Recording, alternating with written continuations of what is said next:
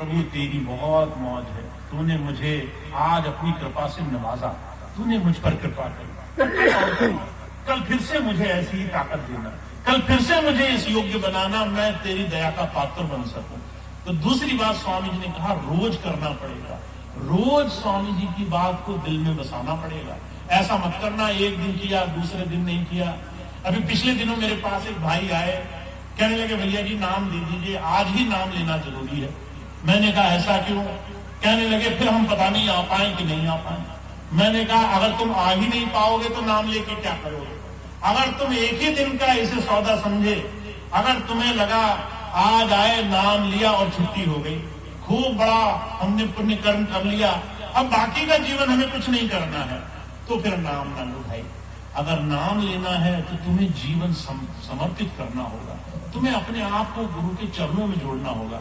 तुम कल आने को राजी नहीं हो, तुम कहते हो कल आए नहीं आए, तुम कहते हो आज आखिरी बार आए फिर नहीं आएंगे, तो नाम लेके क्या करोगे? जब गुरु के दरबार में जाना तुम्हारे लिए सिर्फ एक दिन का काम है, फिर तो तुम्हें याद ही पता नहीं कब आए।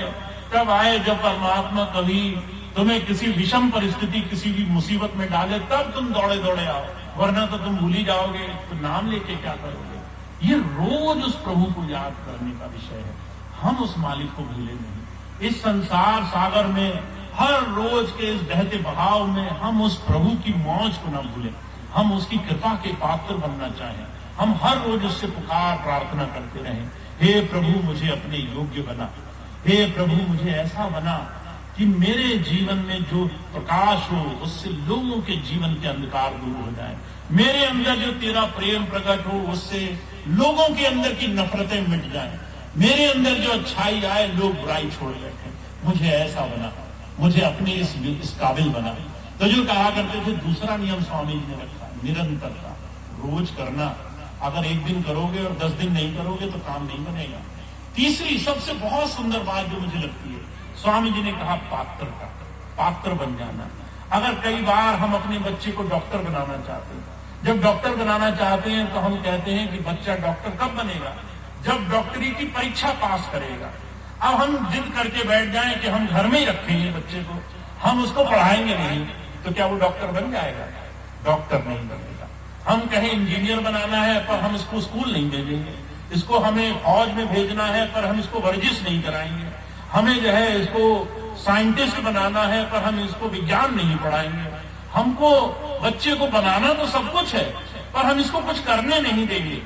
तो जो है समझ लीजिए आप अपने जीवन में सोचने से महान नहीं बन जाओगे।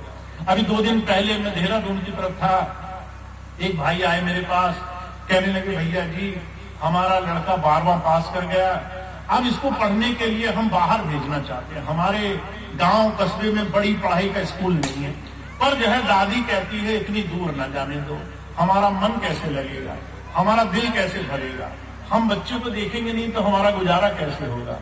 अब बड़े असमंजस में पड़े, कहने लगे भैया जी दादी का मन रखें कि बच्चे का भविष्य देखें, बच्चे को पढ़ाएं लिखाएं या दादी की खुशी देखें। हमने कहा जहां मुंह अपने आगे, अपने बाल बच्चे, अपने तमाम आगे आने वाली पीढ़ियों को कुछ सिखाने से वंचित रह जाता है।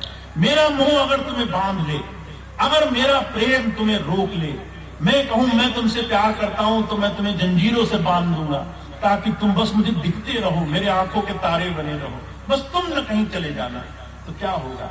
तुम्हारा तो वो लाडला बन जाएगा पर जीवन में कुछ कर नहीं पाएगा, वो किसी के काबिल नहीं रहेगा, वो सिर्फ तुम्हारी आंखों का तारा रहेगा, वो दुनिया में कभी कुछ कर नहीं पाएगा। इसलिए महाराज जी कहा करते थे, तीसरी चीज याद रखना, तुम पात्र बने तो ईश्वर देगा। तुम लेने के लिए उद्यम करते रहे, भूख रही तुम्हारी कि मुझे प्रभु पाना ही है तो प्रभु मिलेगा। अब तुम्हें प्रभु पाना ही नहीं है।